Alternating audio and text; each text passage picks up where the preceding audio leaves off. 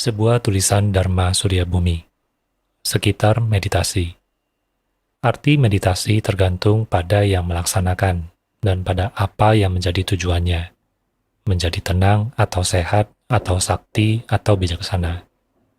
Walau kenyataannya seseorang yang melatih kebijaksanaan bisa saja mencapai kesemuanya, tapi pada umumnya orang hanya akan mencapai sesuai dengan apa yang diharapkannya, karena merasa puas dan melekat sehingga sulit berkembang lebih lanjut.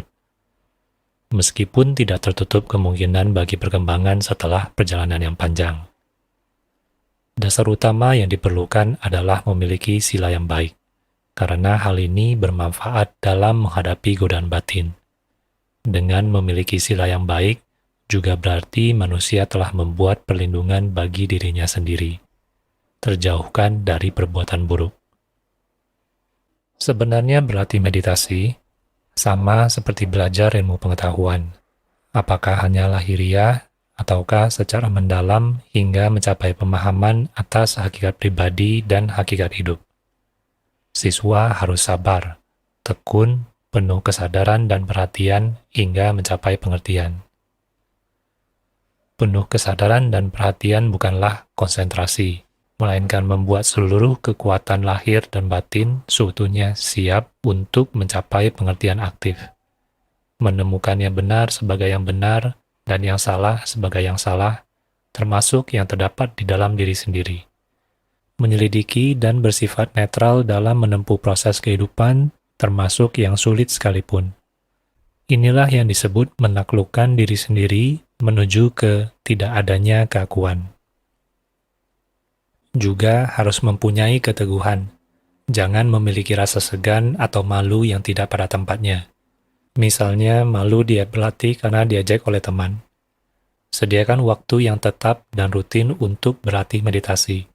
Jangan terikat pada suatu hasil, tapi berlatihlah saja dengan tekun. Adanya seorang guru sangat berguna untuk dasar permulaan. Disinilah sulitnya menemukan guru yang sungguh-sungguh guru, yang mahir dan baik, karena diri sendiri yang tidak bisa dan mudah tergoda oleh sensasi-sensasi duniawi yang merupakan penghalang terbesar.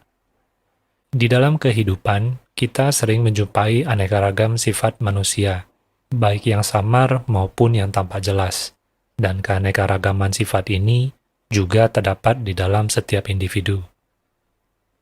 Berdasarkan sifatnya yang baik dan atau yang dimuliakan disebut ikatan emas. Orang tua, anak, istri, guru, sahabat, alam, dan dhamma. Lingkungan lain yang buruk disebut ikatan besi. Kita harus mengembangkan sifat yang baik dan menjaganya atau mengikis sifat yang buruk. Menurut orang yang berlatih meditasi, puncak dari meditasi selalu ketenangan, perkembangan pengertian, dan kebijaksanaan, dan yang terakhir adalah kebebasan. Bebas dari ikatan emas dan ikatan besi. Demikian batin mengatasi masalah hidup, baik dan buruk. Hidup tenang, sederhana, bahagia, dan penuh dengan pengertian. Karena sudah jelas hidup ini sangat kompleks, termasuk di dalam setiap individu pada umumnya. Maka satu-satunya jalan yang utama untuk mengatasinya ialah menyederhanakan hidup. Artinya yang sungguh-sungguh penting diutamakan, yang hanya selewat atau yang hanya karena nafsu keinginan, dikurangi dan kalau mungkin dihilangkan. Misalnya merokok, makan berlebihan, pikiran yang rumit, dan sebagainya. Setelah menyederhanakan, kita akan banyak memiliki waktu atau memiliki lebih banyak waktu dan juga kesehatan yang lebih baik lahir dan batin, yang akan menjadi landasan untuk meditasi dan perenungan. Ketika berjumpa dengan guru, orang pandai, kita tetap sederhana, tidak menghormat berlebihan, akan tetapi tulus hati penuh tekad untuk belajar dan mengerti. Ketika bertemu dengan kesalahan, kita pun tetap sederhana, tidak terguncang emosi yang hanya mengganggu pikiran dan kesehatan saja. Sesungguhnya, kesederhanaan dan kesabaran, kesadaran dan pengertian membawa kita secara halus kepada kebebasan. berarti berbahagia dalam kotoran batin yang menurut pengertian benar adalah derita. Jadi, bahagia di dalam penderitaan. Apabila badan jasmani kurang sehat, maka saya berlatih jalan cepat agar peredaran darah menjadi lancar, dan sudah barang tentu melatih kesadaran adalah yang utama. Demikian juga apabila badan jasmani sehat, maka saya berlatih jalan perlahan sambil mengembangkan kesadaran yang membawa ketenangan.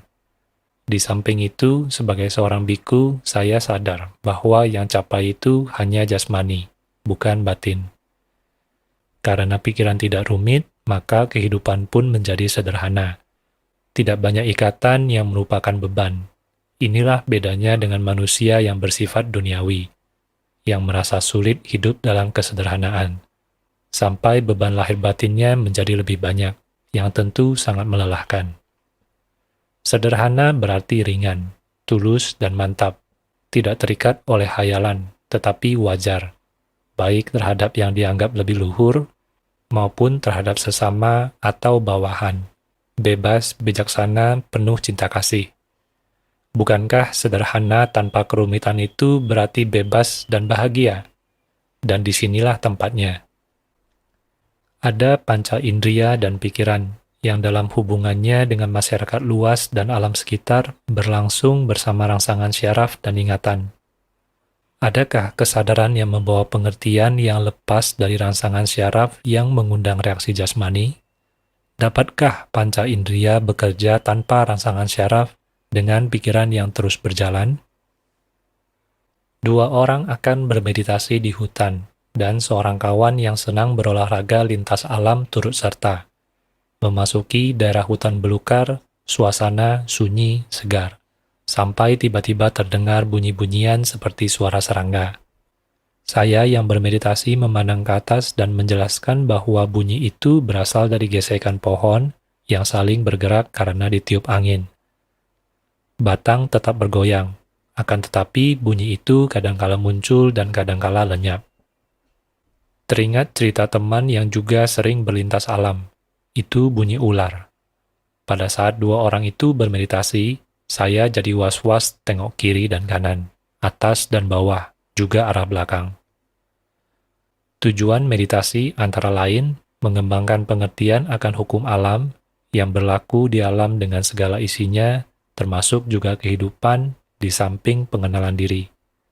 Dalam beberapa hal manusia merasa super atau dengan mudah dapat mengatasi persoalan hidupnya. Akan tetapi kadangkala merasa buntu pikiran dan merasa sulit dalam tindakannya bila ingin bertindak di jalan benar. Maka disinilah seseorang merasa dirinya tidak sempurna dan bodoh. Berbagai daya dan usaha diupayakan agar dapat mengembangkan pengertian. Akan tetapi bukan sedikit yang berlatih mengembangkan kekuatan, baik kekuatan yang dapat mengatasi masalah atau kekuatan kesabaran diri. Ada orang tua yang menganggap kekuatan sebagai kewibawaan penegak disiplin, maka dia bertindak keras terhadap anak-anaknya dan lingkungannya dengan dalih demi kebenaran dan kebaikan. Dan masyarakat menilainya sebagai orang yang keras dan kasar, bukan berwibawa, tetapi lebih cenderung ditakuti sebagai makhluk buas. Si anak kehilangan kegembiraan dan cinta kasih. Awal hidupnya keras dan kasar. Kreativitasnya rusak. Ada orang tua yang berkeinginan menganut jalan lembut dengan kasih sayang dalam membina anak-anaknya, di mana si anak yang baru belajar hidup merasakan dunianya lembut dan halus. Syukur bila si anak tidak mengembangkan sifat manja. Di sini terlihat betapa kompleksnya suatu pribadi, dan dapat dibayangkan betapa rumitnya kehidupan bila perkembangan pergaulan mulai meliputi tetangga, lingkungan, sekolah, dan masyarakat luas. Dalam kerumitan dan keterbatasan kemampuan, timbullah berbagai kompensasi yang diharapkan bisa memupuk dan mengisi. Walau dualitas kehidupan berkembang baik dalam segi positif maupun negatif. Betapa rapuhnya kehidupan ini. Di dalamnya terselubung derita atau duka ketidakkekalan. Maka saya mulai merenung dan mencari jalan yang lebih luhur lahir batin, agar dapat melintasi kabut kehidupan yang menyamarkan kebenaran.